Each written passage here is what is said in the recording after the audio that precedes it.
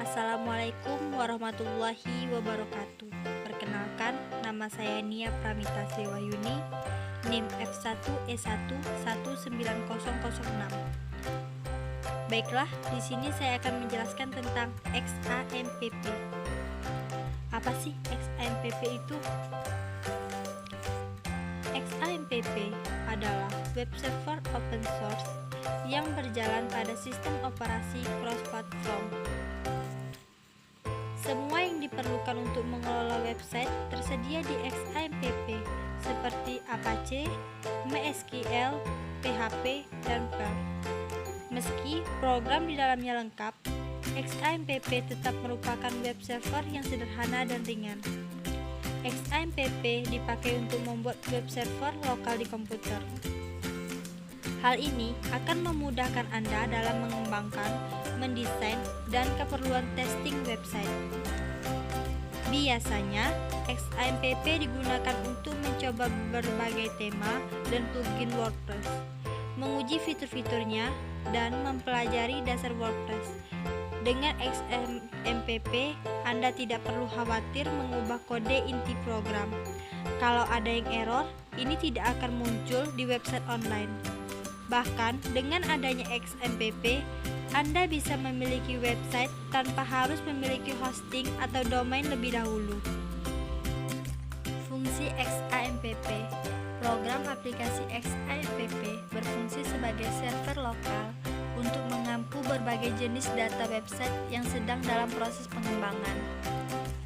Dalam prakteknya, XAMPP bisa digunakan untuk menguji kinerja fitur ataupun menampilkan konten yang ada di dalam website kepada orang lain tanpa harus terkoneksi dengan internet. Cukup akses melalui XAMPP Control Panel atau istilahnya website offline.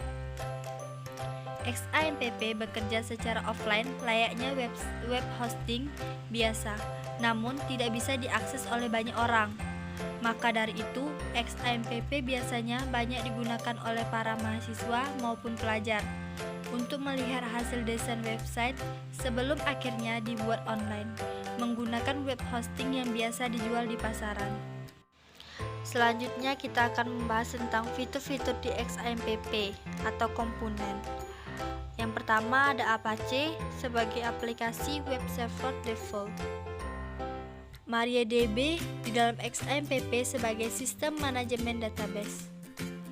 PHP sebagai server-side scripting untuk membuat aplikasi berbasis web. PHPMyAdmin sebagai tools untuk menggunakan MySQL berbasis web. OpenSSL sebagai protokol keamanan. XAMPP Control Panel untuk mengatur komponen berbeda pada XAMPP. WebWizard sebagai tool analistik untuk user log dan penggunaan. Mercury Mail Transport System sebagai email server. FileZilla FTP Server untuk melakukan transfer file.